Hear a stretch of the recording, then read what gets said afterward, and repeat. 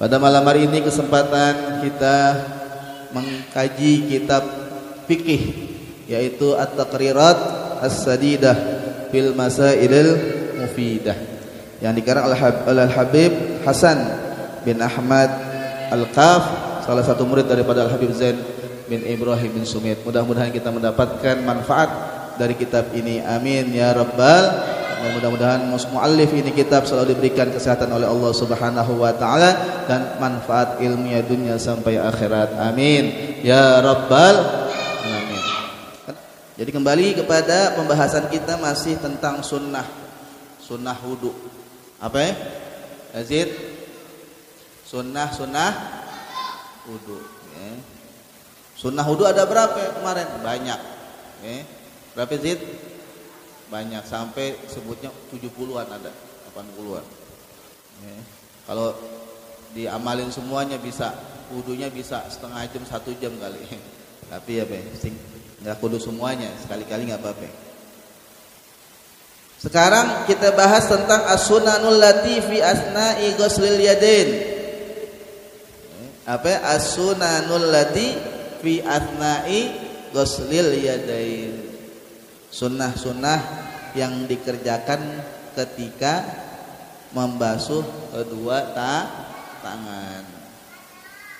Kalau nggak punya tangan gimana Ustaz? Ya kagak usah. Ya, namanya juga buntung. Ya, misalnya nauzubillah min dzalik, kagak punya tangan.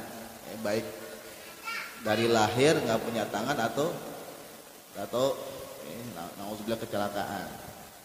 Berarti apa? Nggak usah apa? Nggak usah ngerjain sunnah wudu ketika membasuh kedua tangan. Pakai tangan palsu boleh. Tangan palsunya dibasuh udah kayak tangan beneran aslinya. Jadi menempati. Jadi kalau orang nggak punya tangan tapi kemudian dia beli tangan palsu, bisa dia mempraktekkan sunnah wudu ketika membasuh kedua tangan. Bahkan kata ulama, sekalipun nggak punya tangan masih boleh. Seakan-akan imajinasi aja begitu. Saking apanya dianjurkannya. Tapi kalau nggak mau nggak apa-apa, nggak usah. Ada berapa Yazid sunnah wudu ketika membasuh tangan Zid? Yang pertama hitung Zid jangan sampai lupa. Yang pertama ayyab tadi'a minal kaffain. Disunahkan ketika basuh kedua tangan mulai dari apa? Telapak tangan. Jadi keran nih ketika habis membasuh tangan kedua. Dari mulai kedua. Kalau dia membasuh sendiri, wa idza sabba alaihi ghairuhu, kalau seandainya dibantuin sama temennya atau yang lainnya, disunahkan dari apa? Dari sikut. Ini menurut madhab Imam Romli, menurut pendapatnya Imam Romli. Jadi kalau Imam Romli ya diperinci, dirinci. Kalau seandainya sendiri wudunya alias nggak bantuan orang lain, dari apa ya? Telapak tangan. Tapi kalau dibantuin dari orang lain, maka membasuhnya dari mana? Sikut. Menurut siapa itu? Imam Romli. Tapi kalau Imam Ibnu Hajar, nah ini. Jadi ulama fikih itu ada juga. Wajar antara mereka berbeda pendapat. Kenapa? Yang penting tujuannya sama dan tidak sampai melenceng kepada tujuan yang utamanya. Tadi Imam Romli. Kalau Ibnu Hajar secara mutlak mulai dari yabda'u bil asabi fil yadain warijlain. Kalau Imam Ibnu Hajar mutlak mau dibantuin sama orang atau mau wudu sendiri, maka mulainya dari jari, baik ketika basuh kedua tangan ataupun kaki. Paham Zid? Jadi kalau Ibnu Hajar mau sendiri ataupun dibantu sama orang lain kan ada tuh wudu. Kalau misalnya kalau sekarang kan enak keran. Kalau dulu mau wudu kendi apa teko lah istilahnya tuh dipegangin sama orang. Kalau sendiri kan bingung tuh. Gini megangnya dibantu sama orang. Nah, kalau Imam Romli tadi kalau dibantu sama orang mulainya dari sikut. Kalau sendiri bisa dari telapak tangan. Nah, kalau Imam Ibnu Hajar mutlak mau sendiri ataupun dibantuin sama orang lain mulainya dari jari-jari berarti. Itu yang pertama. Apa doanya ketika membasuh tadi itu? Ketika membasuh kedua tangan.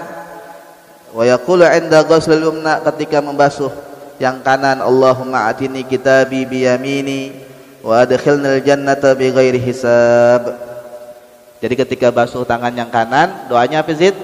Allahumma a'tini kitabi biyamini, ya Allah kasih catatan catatan amalanku dengan tangan berarti apa yang baik. Ketika basuh tangan yang kiri, doanya apa Zid? Allahumma, langsung dihafal, inni a'udzubika an tu'tiyani kitabi bishimali, ya Allah aku berlindung kepadamu daripada pemberian buku catatan amalku dari tangan kiri. Naudzubillah. Kalau kiri berarti identiknya apa? Banyakan apa? Buruknya. Naudzubillah min au min wara'i zahri, atau dari belakang. Jadi minta sama Allah dikasih nerima apa? Nerima buku catatan kita dari tangan dan kita berlindung naudzubillah min dzalik, Allah kasih buku amal kita dengan tangan kiri. Itu doanya intinya begitu. Itu yang pertama. Yang kedua, sunnah at-tayamun. Apa tadi at-tayamun? Mulai dari tangan kanan. Boleh aja dari kiri. Kebot mungkin apa? Kebot kali mendang aja kebot kiri dulu. Akhirnya apa ke bawah, wudu yang kiri dulu misalnya. Boleh aja tapi nggak dapat sunnah. Nggak dapat pahala sunnah wudu. Biar kata kebot paksain aja yang kanan duluan. Mulai kenapa disunahin dari yang kanan? Kalau mau dapat sunnahnya. Yang ketiga, adalku, jangan lupa dibantu pakai tangan. Itu namanya dalk. Boleh aja begini. Boleh aja begini di air atau ngerendam, tapi nggak dapat sunnah. Sunnahnya ketika air mengalir di tangan kita bantu pakai tangan yang satunya. Kiri berarti pakai tangan kanan. Itulah antara anggota tubuh aja saling membantu. Maka kata Rasul apa? Al muslimu yashuddu ba'duhu ba'd. Atau al mu'minu kal jasadil wahid. Mukmin itu apa? Bagaikan satu tubuh. Ketika wudu aja saling bantu, yang kanan dibantu sama yang tangan kiri. Ketika basuh yang kiri bantu dengan tangan saling membantu sama muslim. Dari wudu kita udah diajarkan. Ini hidup apa itu, ajaran hidup apa namanya? Pelajaran hidup supaya saling tolong menolong. Amri. Jadi yang ketiga apa? Ad-dalq. Bukan dibasuh istilahnya itu. Digosok lah. Digosok. Kalau perlu dakinya pada keluar nggak apa-apa. Saking semangatnya daki bersih, benar bersih. Tapi jangan ada korengan luka langsung berdarah ini. Jangan dipaksain kalau lagi luka, pelan-pelan aja. Tapi kalau nggak ada luka, nggak apa-apa, kencengin. Keluar kotoran, baik zahir ataupun batin. Amin ya rabbal. Yang keempat, at-takhlilu. Lil asabi, ini biasanya berlaku pada jari-jari. Apa namanya takhlil tuh? Mencelah-celahkan tuh. Celah-celahin biar masuk air. Bitasybik wa huwa ihdahuma al-ukhra. Itu yang keempat, ditakhlil tuh, dicelah-celah. Yang kelima italatut tahjil, manjangin. Sebenarnya apa? Sampai sikut, cukup gak? Cukup, tapi disunahkan lebihin. Sampai mana? Sampai yang adut. Nih, apa ini namanya nih? Otot. Otot kecil kan nih. Kalau yang ototnya gede, berarti gosok semuanya. Mungkin aderai kali apa siapa yang binaragawan, ototnya gede, gosok semuanya berarti atas bawah. Tapi lebihnya afdal lagi, wal akmal ilal katif. Sempurna lagi sunnahnya disampaikan airnya ke apa namanya ini? Pundak apa ben? Ini pundak apa? Katif. Lebihin. Bagusnya sunnahnya sampai sini. Tapi lebih afdal lagi, sempurna lagi sampai katif nih, pundak. Ketek-ketek, masukin aja ketek-ketek enggak apa-apa. Maksudnya airnya dimasukin enggak apa-apa. Biar bau keteknya hilang. Kalau yang punya penyakit bau ketek, insya Allah hilang. Amin ya Rabbal. Nggak usah takut. Nggak pakai Rexona nggak apa-apa. Nggak pakai. Kalau diamalin nih sunnah wudu sampai, masya Allah. Nggak perlu Rexona, buang udah. Tapi mau wangi lagi nggak apa-apa. Asa. Tapi lebih sempurna lagi sunnah Rasul. Kemudian yang keenam tahrikul khatim alladzi yasul ma tahtahu. Disunahkan yang pakai cincin digerakin. Yakin masuk air tapi disunahin apa gerakin. Kan biasa ada orang nggak mau copot tuh cincinnya. Cincin harga jutaan. Repot kalau dilepas. Lupa taruh, udah diambil orang kan begitu. Naruh di kantong kagak ada kantong. Udah, jangan dilepas, disunahin apa? Gerakin aja. Goyangin aja. Gitu gajem. Kalau anti air tapi kalau nggak anti langsung mati kena air. Jadi gerakin aja, nggak kudu-kudu copot. Repot kalau harga. Nah, gelang tasbih juga. Pokoknya apa yang nempel di tangan, nggak perlu dicopot sebenarnya. Kalau yakin sampai air, tapi tetap disunahkan gerakin tadi kayak cincin, jam, gelang. Supaya dapat sunnahnya. Nggak kudu maksain banget buka. Akhirnya jamnya lu. Berapa banyak orang jam hilang. Kan? Kalau cincin mungkin ada yang murah, ada yang mahal. Ya udah nggak usah. Memang ada kantong udah nggak usah dicopot. Kemudian yang ketujuh al-muwalatu, berkesinambungan. Maksudnya berkesinambungan apa itu? Berurut, maksudnya jangan terlalu lama dengan yang sebelumnya. Sebelum basuh tangan apaan? Muka, dari muka ke tangan jangan lama-lama. Ini ada orang saking sibuknya, wudu pakai dipaus-paus, apa itu di berhenti-berhentiin, jeda-jeda, jangan. Itu namanya nggak mualah. Kalau mualah langsung, sebelum kering yang sebelumnya langsung basuh. Yang ketujuh tadi mualah. Yang kedelapan at-taslis fi ma mado. Yang kedelapan jangan lupa tiga kali membasuh kedua tangan.